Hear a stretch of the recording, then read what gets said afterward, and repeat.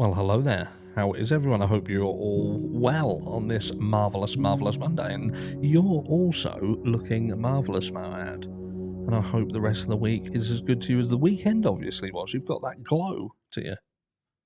Good on you. Anyway, video 1 of 2 today. Now, video 2 will be touching on another case. The case actually comes out of the UK and is, in fact, another female who has sadly lost her life under extremely, extremely similar circumstances as Nicola Bulley. So keep your eyes peeled because we'll be touching on that later today. But for now, we are staying in Moscow, Idaho.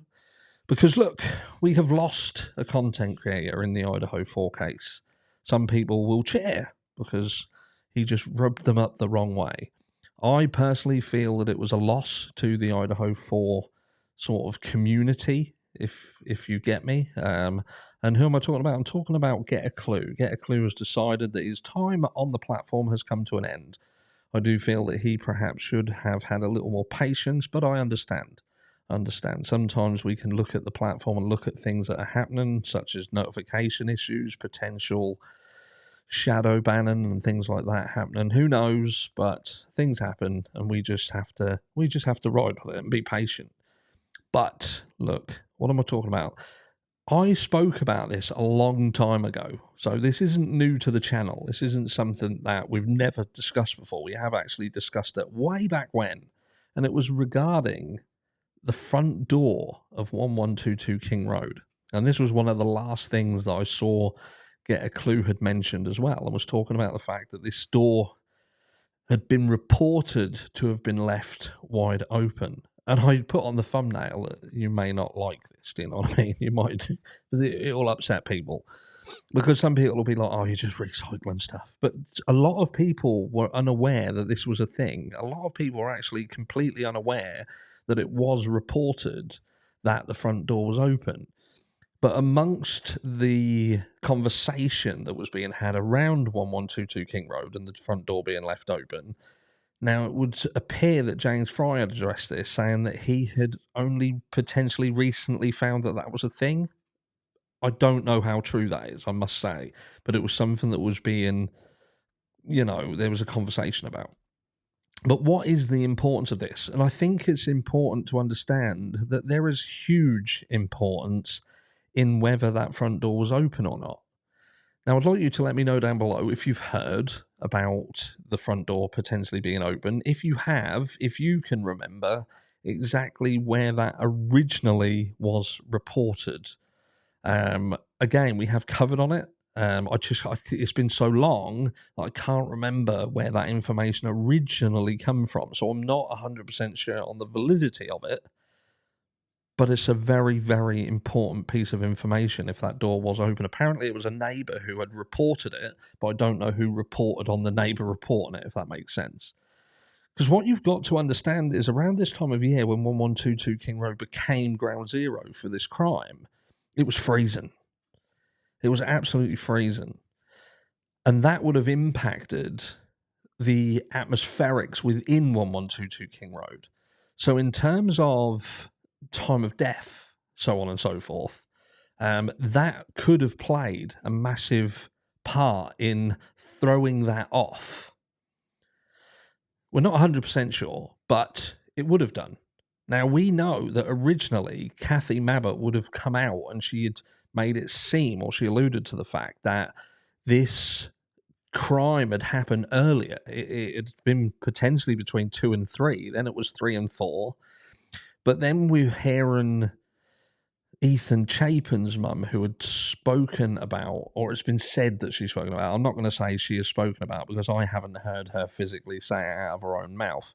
But it's been said that she had made note of the fact that 2 a.m. was a dark time, or will always remain a dark time for her, which would have gone sort of hand in hand with Kathy Mabbott originally reporting an earlier potential time of death, or time of when this attack happened. But the front door, because what you've got to think is, did someone go in the front door?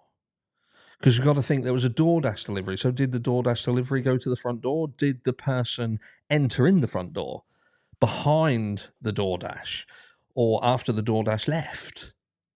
So it made it look like the DoorDash had potentially knocked back at the front door and entered into the house via the front. So they never even entered in the backslider.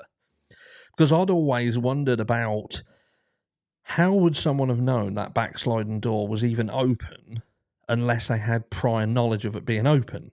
But then I'm thinking to myself, if someone had have gone in through the front door, having seen a DoorDash delivery, knocked on the door and made it look like, again, the DoorDash had perhaps returned and forced someone to reopen the door, potentially going out of the backsliding door would have made more sense because they would have thought they can at least open it from the inside.